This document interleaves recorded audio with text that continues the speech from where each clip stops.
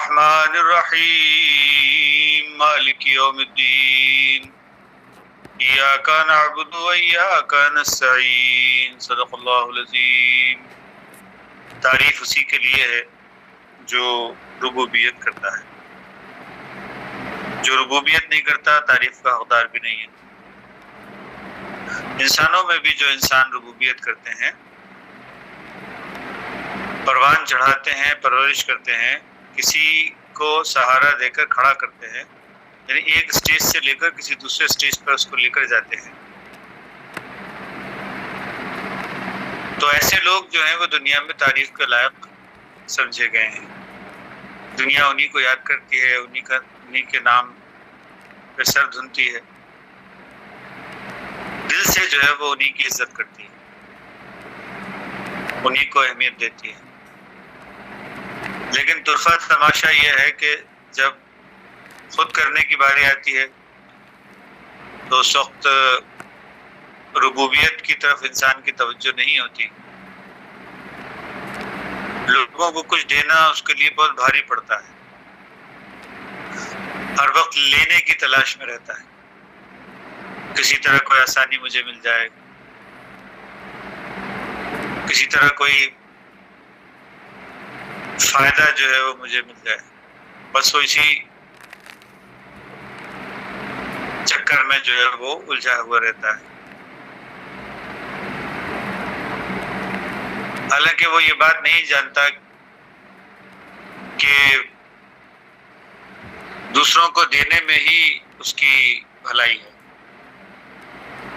ربوبیت کرنا ہی انسانی زندگی کا مقصد ہے، اور جب کوئی چیز مقصد کی طرف نہ جائے تو وہاں پہ ایک بے چینی اور ایک عذاب کی کیفیت جو ہے وہ پیدا ہوتی ہے۔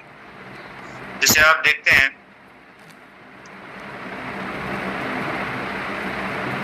کہ ہر ایک جانور جو ہے وہ اس کا ایک مخصوص کام ہوتا ہے۔ مثال کے طور پر گھوڑے کا کام یہ ہے کہ وہ تیز دوڑتا ہے اور ایک منزل سے دوسری منزل پہ پہنچاتا ہے، لیکن اگر گھوڑے کو دربانی کے اوپر لگا دیا جائے کتے کی طرح اور دربانی کرانے کی کوشش کی جائے تو یہ اس کی نیچر میں نہیں ہے۔ وہ لوگ آ رہے جا رہے ہوں گے، وہ کبھی کسی کو چیک نہیں کرے گا، اور اگر اس کے اوپر سختی کی جائے، زبردستی کی جائے تو وہ انکمفرٹیبل ہوگا۔ کتے کا کام دربانی کرنا ہے، اگر اس کو کسی اور کام کے اندر استعمال کرنے کی کوشش کی جائے گی تو وہ انکمفرٹیبل ہوگا، بے چین رہے گا، اطمینان کی حالت میں نہیں آئے گا۔ تو ہر ایک جانور جو ہے اس کا ایک مخصوص قسم کا کام ہے، وہ کام اگر اس سے لیا جائے تو فائدہ ہے، تو اطمینان کی حالت میں رہے گا، ورنہ مضطرب رہے گا، بے چین رہے گا، اور کسی طرح بھی اس کو جو ہے وہ سکون کی حالت میں نہیں آئے گا، ٹربولنس رہے گی۔ انسان بھی جو ہے وہ عبادت کی غرض سے پیدا کیا گیا ہے، یعنی اللہ کی ہمرنگی اختیار کرنا اس کا مقصد ہے، اس کی زندگی کا مقصد ہے، کیونکہ عبادت جو ہے وہ ہمرنگی اختیار کرنے کو ہی کہتے ہیں۔ عبادت کا مطلب فنائیت ہے، یعنی اللہ کی ذات میں فنا ہونا، اس کی صفات کو اپنانا، کیونکہ اللہ کی ہر صفت جو ہے وہ اچھی صفت ہے، کوئی بھی صفت اللہ کی ایسی نہیں ہے جو بری ہو۔ دنیا میں دو ہی قسم کی صفات ہیں، یا تو اچھی صفات ہیں یا پھر بری صفات ہیں، یا تو اللہ کی صفات ہیں یا پھر شیطان کی صفات ہیں۔ تو انسان شیطان کی صفات جو ہے وہ اپنانے لگتا ہے، اللہ کی صفات کو جو ہے وہ بھول جاتا ہے۔ اللہ کی صفت ہے معاف کرنا، لیکن ساری زندگی جو ہے وہ یہی کہتا ہوا نظر آتا ہے کہ فلاں نے میرے ساتھ ایسا کیا، میں اس کو ہرگز معاف نہیں کروں گا۔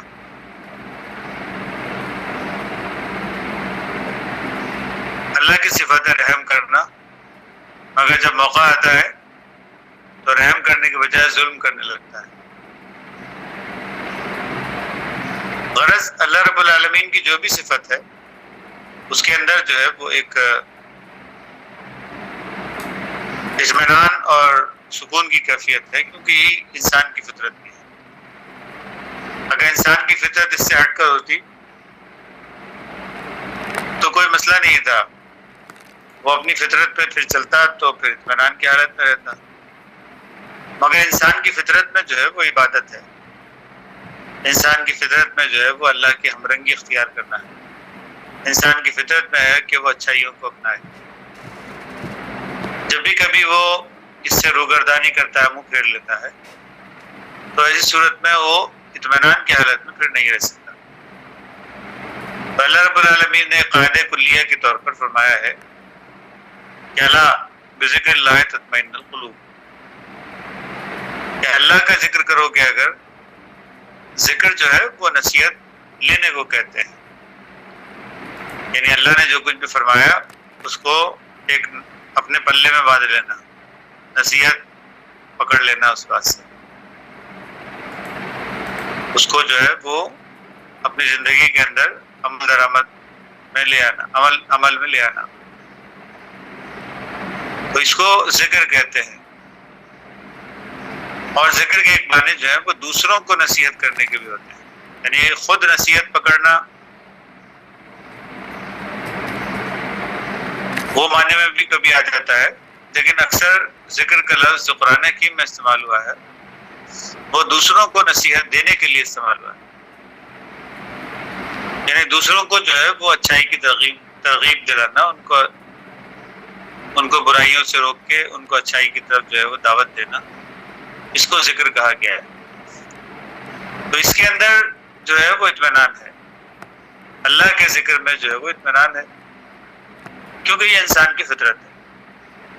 اگر انسان کی فطرت اللہ کی فطرت کے مطابق ڈھلی ہوئی نہ ہوتی تو پھر کسی بھی حالت کے اندر جو ہے وہ رہتا اپنی فطرت پر تو اطمینان سے رہ سکتا تھا، لیکن ایسا ہے نہیں۔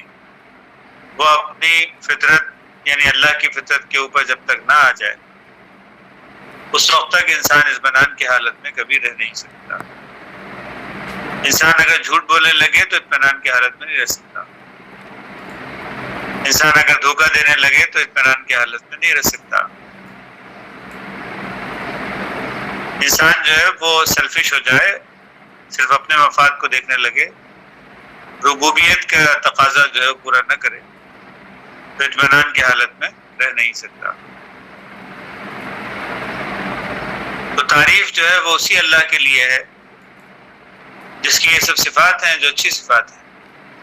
انسان بھی تعریف کے قابل اسی وقت بنتا ہے جب ان اچھی صفات کو اپناتا ہے۔ لہ الاسماء الحسنی، ہر صفت اس کی بہترین اچھی صفت ہے۔ تو قرآن حکیم کو جو ہے وہ ہم اس مقصد کے لیے پڑھتے ہیں تاکہ ان اچھی صفات کو اپنا سکیں، جو کہ عبادت کا صحیح مفہوم ہے۔ عبادت کا مطلب اللہ کی صفات کو اپنانا، اچھی صفات کو اپنانا،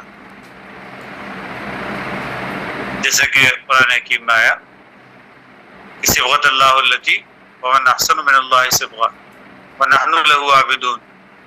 ہم عبادت جو ہے وہ اللہ کی اس طرح کرتے ہیں کہ اللہ کا رنگ اپناتے ہیں، یعنی اچھی صفات کو اپناتے ہیں۔ ایک مومن بندہ جو ہے وہ زبان حال سے، صرف زبان قول سے نہیں بلکہ زبان حال سے اللہ کی صفات کو اپناتا ہے، اور یہی اس کے اطمینان کا ذریعہ ہے۔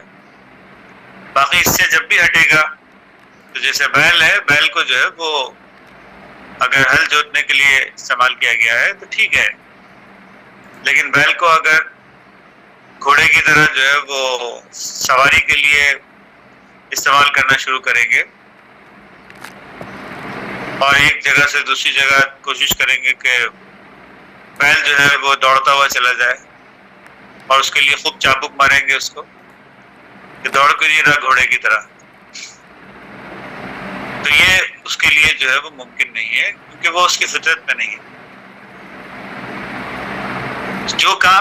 جو شے جس کام کے لیے بنائی گئی ہے، جو اس کی فطرت میں ہے، بس وہی کام اس سے لیا جائے تو پھر اطمینان کی حالت آتی ہے، ورنہ بے چینی ہوتی ہے۔ ایسے ہی انسان جب اللہ کی صفات کو نہیں اپناتا جو کہ اس کی فطرت میں ہے تو انسان کو بے چینی ہوتی ہے، وہ عذاب کی مختلف کیفیتوں سے اس دنیا میں بھی گزرتا ہے اور مرنے کے بعد کی زندگی میں بھی گزرے گا۔ تو قرآن حکیم کو پڑھنے کا بس یہی مقصد ہونا چاہیے کہ ہم اس عذاب کی کیفیت سے نہ گزریں بلکہ اطمینان کی حالت میں آئیں۔ تو رینڈملی ہم قرآن حکیم کو اسٹڈی کرتے ہیں کسی بھی جگہ سے تاکہ نئے ٹاپکس جو ہیں وہ ہمارے پاس آئیں، نمبر ایک بات۔ نمبر دو، ہم اللہ سے جو ہے وہ تعلق قائم کرتے ہیں اس ذریعے سے کہ اللہ جو کچھ بھی ہمارے اندر کمی ہے، ہدایت کی جو کمی ہے ہمارے اندر، وہ ان آیات کے ذریعے سے پوری ہو جائے۔ تو جو بھی رینڈملی قرآن حکیم کو ہم کسی بھی جگہ سے کھول کے اور پڑھتے ہیں اور پھر آج دیکھتے ہیں کہ اللہ رب العالمین نے ہمارے لیے کیا مضمون رکھا ہے، کیا چیز کی کمی ہے ہمارے اندر، کس چیز کی اویئرنیس جو ہے وہ ہمارے پاس نہیں ہے، کس طرف ہماری توجہ نہیں ہے، وہ توجہ جو ہے وہ ہماری اس طرف مبذول کرانے کے لیے یہ قرآن حکیم جو ہے وہ ایک زندہ کتاب کی صورت میں موجود ہے۔ تو رافع بھائی سے گزارش کرتے ہیں کہ رافع بھائی قرآن حکیم کی آیت کی تلاوت کریں، ہم کو بھی ریفرنس بتائیں اس کا۔ جی، سورہ ملک ہے، سورہ نمبر 67 سورہ ملک۔ جی، آیت نمبر 19 سوری 19 بابا 19 اوکے جی جی پڑھیے گا۔ اعوذ باللہ من الشیطان الرجیم، بسم اللہ الرحمن الرحیم، ألم يروا إلى الطير فوقهم صافات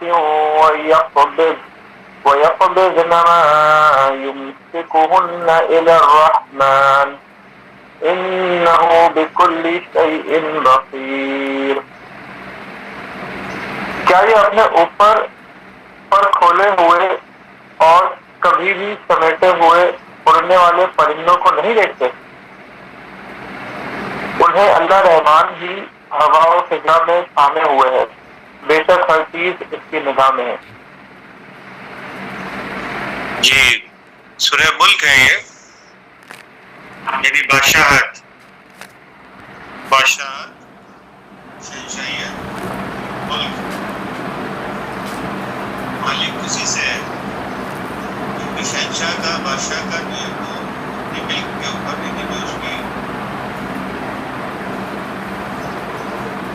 اس کے انڈر میں ہے، اس کے اوپر اس کا پورا قبضہ ہوتا ہے۔ تو اللہ رب العالمین کا بھی پورا قبضہ ہے اس کی ملک کے اوپر، اس دنیا کے اوپر، اس کائنات کے اوپر اللہ کا پورا قبضہ ہے۔ ایسا نہیں یہ کہ انسان جو ہے وہ یہ سمجھے کہ وہ اپنی مرضی سے زندگی گزارے گا اور اللہ کے قبضے سے جو ہے باہر آ جائے گا، مد مقابل جو ہے وہ اللہ کے کھڑا ہو جائے گا، اللہ کے مد مقابل جو کھڑا ہو جائے گا۔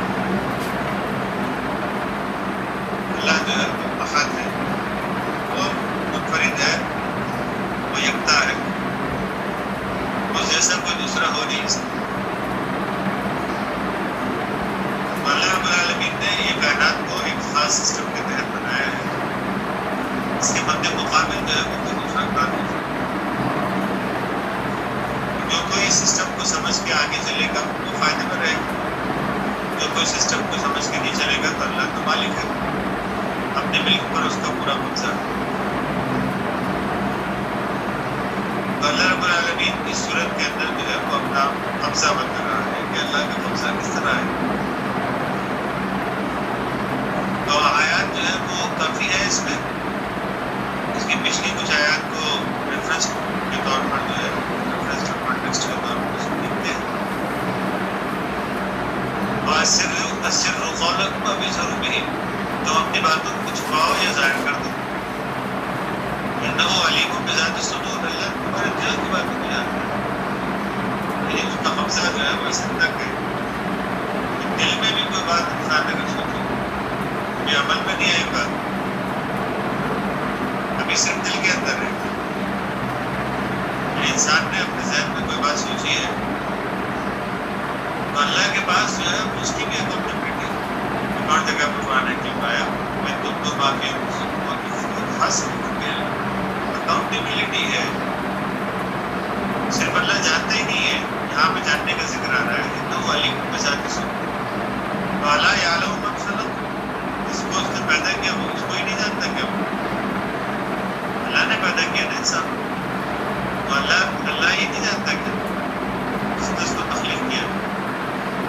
وہ لطیف الخبیر، بڑی قریب بینی سے جو ہے وہ خبر ہے.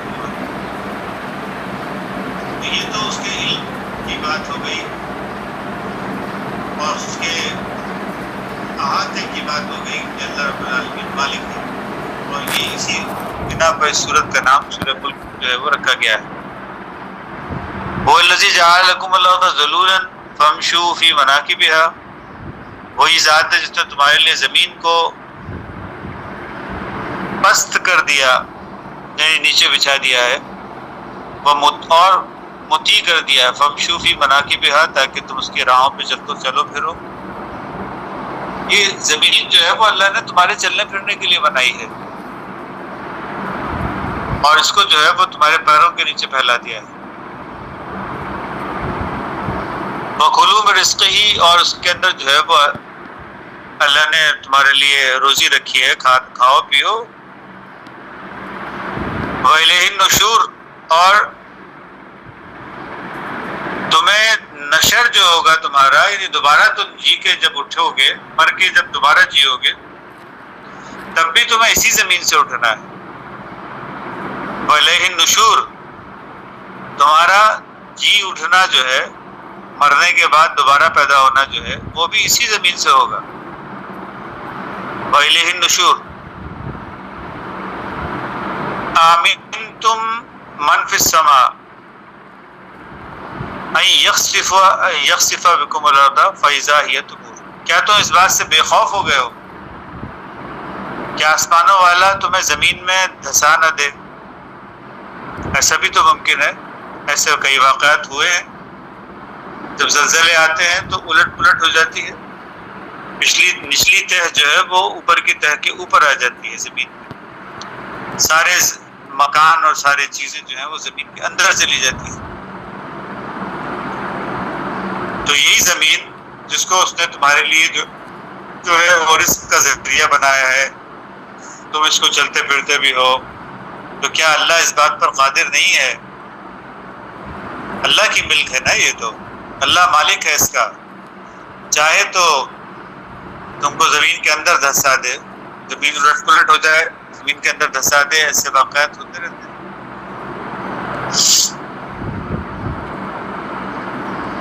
اور فیضا یہ تمور، اور اچانک زمین جو ہے وہ لرزنے لگے. ام امنتم من فی السماء ان یرسل علیکم حاصبا، کیا تم اس بات سے بے خوف ہو گئے ہو کہ اللہ جو ہے وہ پتھر برسا دے، آسمانوں والا تم پر پتھر برسا دے. ان یرسل علیکم حاصبا، جب آندھیاں چلتی ہیں تو اتنی شدید ہوتی ہے کہ چیزیں اڑ کے جو ہے وہ پتھر جو ہے وہ اڑ کے جو ہے وہ آتے ہیں اور تباہ کر دیتے ہیں. یہاں پہ ان یرسل علیکم حاصبا کہا گیا ہے، اور جب اولے پڑتے ہیں وہ اتنے شدید ہوتے ہیں کہ چیزیں جو ہیں وہ ٹوٹ پھوٹ جاتی ہیں. ایسے واقعات جو ہیں وہ کئی اسی دنیا کے اندر ہوتے رہتے ہیں. پچھلے جب 2009 میں غالباً یا 2010 میں یہاں پر بہت شدید قسم کا اولے باری ہوئی تھی، بارش کے ساتھ بڑی گرج چمک کے ساتھ اولے باری ہوئی تھی، تو ہمارے جو کنٹینرز تھے ان کے اوپر جو ہے وہ ایسا لگ رہا تھا جیسے کوئی پتھر برسا رہا ہے. اور کئی شیشے اس کے اندر ٹوٹ گئے تھے، اور اندر جو ہے وہ مٹھی برابر بڑے بڑے اولے جو ہے وہ گھروں کے اندر جو ہے وہ آ گئے تھے۔ اگر کوئی انسان یا کوئی جانور باہر تھے تو وہ مر گئے۔ انسان تو چلو کسی نہ کسی طرح چھپ گیا، مگر جانور جو تھے وہ ان کو جب اولے پڑے تو وہ تو پتھر کی طرح لگتے ہیں، جا کر اس سے زخمی ہو جاتا ہے جانور۔ وہ جانور جو ہے وہ اگر ان کو سر چھپانے کی جگہ نہیں تھی تو وہ اپنی جان سے گئے۔ تو کیا تم اس بات سے نڈر ہو گئے ہو کہ آسمانوں والا جو ہے وہ تم پہ پتھر برسا دے؟ فَسَتَعْلَمُونَ كَيْفَ نَذِيرٌ، پھر تمہیں بہت جلد علم ہو جائے گا کہ اللہ جو ہے وہ کیسا ڈرانے والا ہے۔ اللہ کا ڈرانا جو ہے وہ کیسا ہے، بہت جلد تم دیکھ لو گے۔ یہ سورہ ملک ہے۔ تو اللہ جو ہے وہ مالک بنے گا اس وقت، اور تم کو جو ہے وہ عذاب سے دوچار کرے گا۔ وَلَقَدْ كَذَّبَ الَّذِينَ مِن قَبْلِهِمْ فَكَيْفَ كَانَ نَكِيرٌ، اس سے پہلے بھی تو ایسا ہو چکا ہے، جب لوگوں نے جو ہے وہ اللہ کو جھٹلایا تھا تو کیف کان نکیر، پھر دیکھو میرا عذاب کیسا آیا ان کے اوپر۔ اللہ جو ہے وہ پچھلا ریفرنس بھی دے رہا ہے، یہ پہلی مرتبہ نہیں ہوگا تمہارے ساتھ، اس سے پہلے بھی ہو چکا ہے بہت سے لوگوں کے ساتھ جنہوں نے اللہ کو جھٹلایا تھا، اللہ کی آیتوں کا انکار کیا تھا، اللہ کے رسولوں کو جو ہے وہ تکلیفیں دی تھی، اللہ کے جو فرستادے آئے تھے تو ان کو جو ہے وہ جھٹلایا تھا، ان کو تکلیفیں دی تھی، ان کی بات نہیں مانی تھی، ان کے ساتھ جو ہے وہ اللہ نے کیسا کیا ہے۔ تو قرآن حکیم جو ہے وہ پورا اسی سے بھرا ہوا ہے۔ تو وہ یہی بتاتا ہے کہ اللہ والے اپنے دور میں جو ہے وہ انبیاء کی صورت میں آتے رہے، وہ اللہ کے فرستادے تھے، اللہ کی طرف سے آئے تھے، اللہ نے ان کے اوپر جو ہے وہ کچھ کلام کھولا تھا، لیکن انسانوں نے جو ہے وہ ان کو جھٹلایا، اور اس کا نتیجہ جو ہے وہ ان کے اوپر تباہی کی صورت میں آیا۔ پورا قرآن جو ہے وہ اسی سے بھرا پڑا ہے۔ سورہ قمر میں جو ہے وہ اس کو بار بار یہ بات جو ہے وہ تنبیہ کے طور پر کہی گئی کہ اللہ جو ہے وہ اس طرح قرآن کو آسان کرتا ہے۔ وَلَقَدْ يَسَّرْنَا الْقُرْآنَ لِلذِّكْرِ فَهَلْ مِن مُدَّكِرٍ، ہے کوئی نصیحت پکڑنے والا؟ تو دیکھو جس نے نصیحت نہیں پکڑی تو ان کے ساتھ کیا ہوا۔ تو اس کے اندر نبیوں کے واقعات کو جو ہے وہ کوٹ کرتا ہے، اور پھر یہ بات قرآن حکیم کے اندر جو ہے وہ آتی ہے کہ وَلَقَدْ يَسَّرْنَا الْقُرْآنَ لِلذِّكْرِ فَهَلْ مِن مُدَّكِرٍ، فلاں موسیٰ علیہ السلام کو بھیجا گیا فرعون کے پاس، انہوں نے جھٹلایا، ان کے ساتھ کیا ہوا؟ فرعون جو ہے ڈبو دیا گیا، قوم تباہ ہو گئی اس کی۔ وَلَقَدْ يَسَّرْنَا الْقُرْآنَ لِلذِّكْرِ فَهَلْ مِن مُدَّكِرٍ، پھر ایک جملہ یہ قرآن حکیم کا آتا ہے۔ پھر نوح علیہ السلام کی قوم کو جب بھیجا گیا، نوح علیہ السلام کو جب بھیجا گیا اپنی قوم کی طرف، تو قوم نے ان کو جھٹلایا، دیکھو کیسا عذاب آیا۔ وَلَقَدْ يَسَّرْنَا الْقُرْآنَ لِلذِّكْرِ فَهَلْ مِن مُدَّكِرٍ، پھر لوط علیہ السلام کا ذکر، پھر ابراہیم علیہ السلام کا ذکر۔ غرض کئی نبیوں کا ذکر جو ہے وہ سورہ قمر کے اندر آیا ہے، اور ہر دفعہ یہی بات کہی گئی کہ ہم نے اپنا فرستادہ بھیجا، قوم نے ان کو جھٹلایا، اس کے نتیجے میں ان کے اوپر عذاب آیا، اور پھر یہ جملہ آتا ہے وَلَقَدْ يَسَّرْنَا الْقُرْآنَ لِلذِّكْرِ فَهَلْ مِن مُدَّكِرٍ۔ اللہ جو ہے وہ اس طرح قرآن کو جو ہے وہ آسان کرتا ہے انسانوں کے لیے۔ تو اللہ نے اس قرآن کو جو ہے وہ ہمیشہ سے آسان کیا ہے، مگر انسان اس کو نصیحت نہیں پکڑتے۔ تو اس کے آسان کرنے کا طریقہ یہی ہے کہ اس نے پچھلے واقعات کو دہرا کر بتایا ہے کہ ہر دور کے اندر ایسا عذاب آیا ہے، ابھی بھی آئے گا، اور اس سے بچنا چاہتے ہو تو اللہ کے امان میں آ جاؤ، ورنہ اللہ جو ہے وہ مالک الملک ہے۔ تؤتی الملک ممن تشاء وتنزع الملک ممن تشاء وتعز من تشاء وتذل من تشاء بیدک الخیر۔ اللہ جو کچھ بھی ایسا الٹ پلٹ کرتا ہے، ایسے قیامتیں جب بھی برپا کرتا ہے، ایسے عذاب جب بھی بھیجتا ہے، تو مقصد اس کا یہی ہوتا ہے کہ بھلائی جو ہے وہ نکل کے سامنے آ جائے، برائی جو ہے وہ اس کو مٹ جائے، اور بھلائی جو ہے وہ سامنے آ جائے۔ کرشن جی کے قول کے اندر بھی یہی بات آتی ہے، دائے دائے دھرمسیا کلا نربھوتی بھارتا، جو کہا گیا اس کے اندر بھی یہی بات آئی کہ اللہ جو ہے وہ الٹ پلٹ کرتا ہے، مگر سادھو جو ہیں وہ اس کے اندر سادھوؤں کا پریپالن ہوتا ہے، یعنی نیک لوگ جو ہیں وہ پروان چڑھتے ہیں، اور جو دشت ہوتے ہیں ان کا جو ہے وہ ان کے اوپر تباہی آتی ہے، دشتوں پر جو ہے دشتوں کا ناش ہوتا ہے اور سادھوؤں کا پریپالن ہوتا ہے، نیک لوگ جو ہیں وہ ابھر کر اوپر آتے ہیں۔ قیامت لانے کا مقصد جو ہے وہ سوائے اس کے اور کچھ بھی نہیں ہے کہ اللہ رب العالمین جو ہے وہ نیک لوگوں کو جو ہے اوپر لے کر آتا ہے اور بروں کو جو ہے وہ تباہ کرتا ہے، یہی اس کا طریقہ کار ہے۔ وما یمسکہن الا الرحمن، کیا تم دیکھتے نہیں ہو کہ اولم یروا الی الطیر، کیا تم ان پرندوں کو دیکھتے نہیں ہو، فوقہم صافات، وہ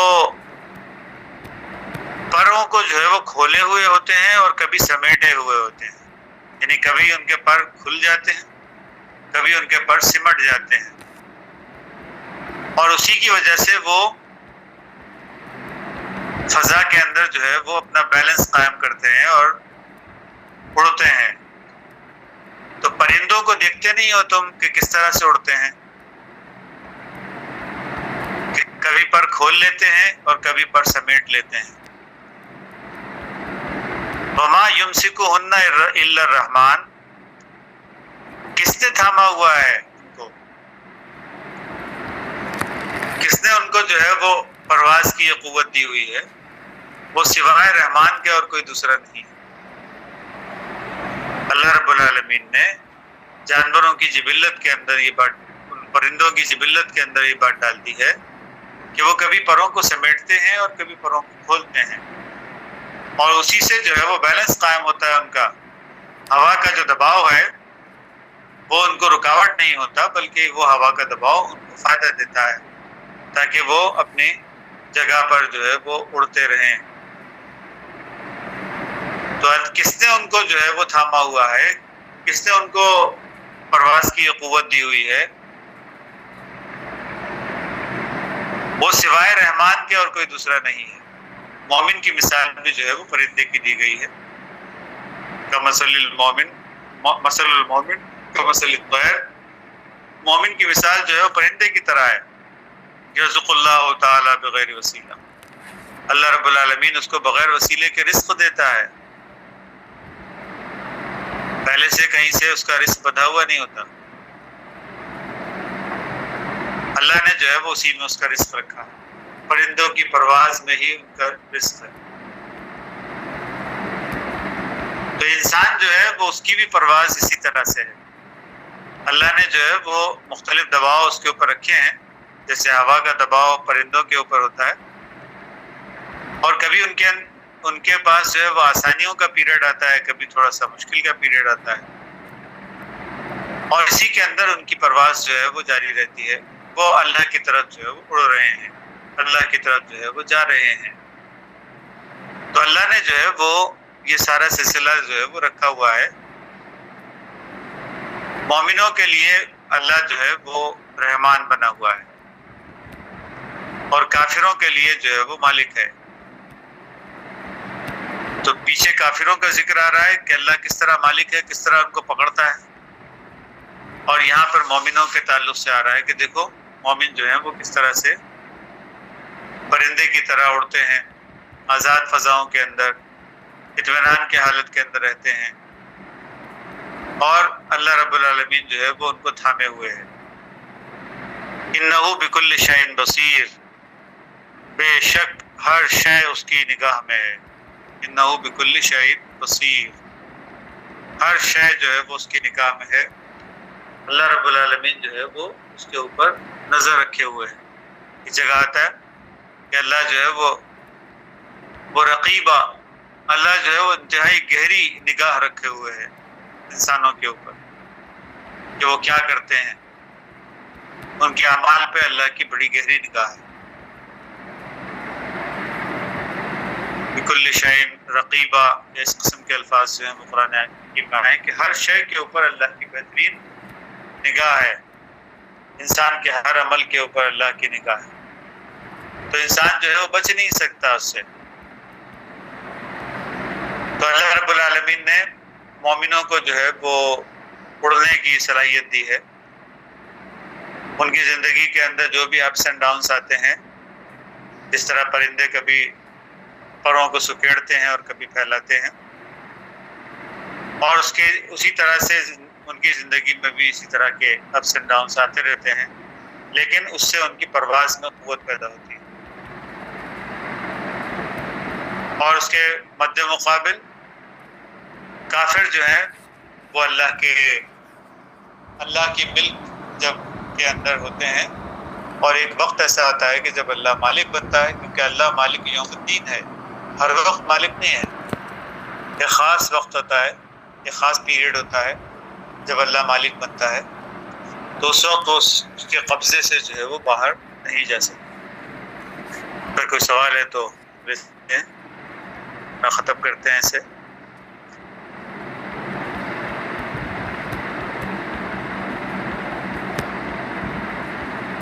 چلیے جناب ختم کرتے ہیں. بارک اللہ لنا ولکم فی القرآن العظیم ونفعنا وإیاکم بالآیات والذکر الحکیم. انہ تعالی ملک جواد ملک بر الرحیم ورب حلیم.